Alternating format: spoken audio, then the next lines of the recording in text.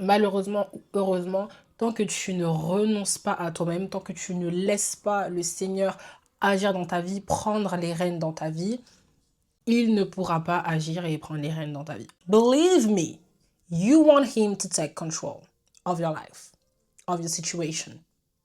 Parce qu'on ne peut pas le faire sans lui. La maturité, elle commence à partir du moment où tu renonces à tes désirs, où tu renonces au fait d'essayer de tout comprendre, de tout voir, de tout savoir. You cannot, parce que, encore une fois, on n'est pas Dieu.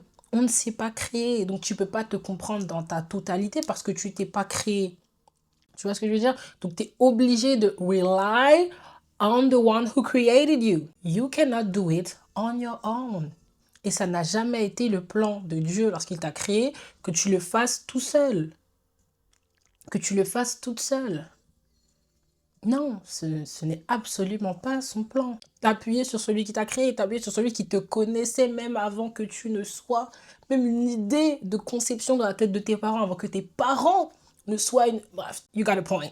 Mais la beauté du Seigneur, c'est que renoncer, ça veut pas dire faire semblant que tout va bien. Ça veut dire être assez sincère devant le Seigneur pour vraiment lui donner tout ce qui se passe dans ton cœur, tout ce qui se passe dans ta tête, tout ce qui se passe dans ta vie, tout ce qui te tracasse, tout ce qui te frustre, etc. Ça ne veut pas dire faire semblant que oui, parce que la Bible, elle a dit sois en joie. Bon, ben là, t'es pas en joie. Oh, ça y est, je suis plus chrétien. Non! La Bible, c'est un livre, il est gros comme ça. Il y a plein de passages. Jésus pleura. Jésus, il a été énervé. Qu'est-ce que ça veut dire? Qu'avoir des émotions, c'est tout à fait normal. Qu'avoir des sentiments, c'est tout à fait normal. Qu'être frustré, c'est tout à fait normal. Que douter, que réfléchir, que step back et puis observer en mode Seigneur, je comprends pas. C'est tout à fait normal.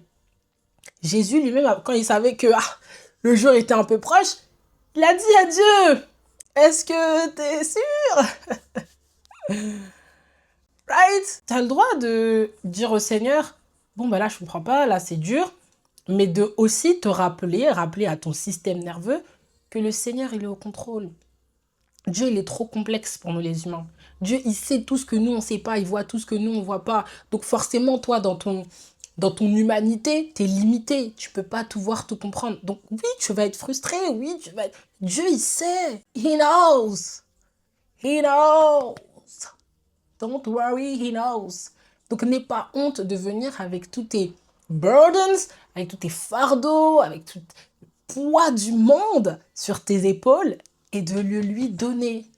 Parce qu'il te l'a demandé, parce qu'il est mort à la croix, il s'est sacrifié à la croix pour ça, pour te donner la liberté. On ne peut pas laisser ce sacrifice partir au gâchis. Je sais pas si ça se dit, mais you got a point. Like, que tu le veuilles ou non, Jésus, il est mort et il a pris ton péché.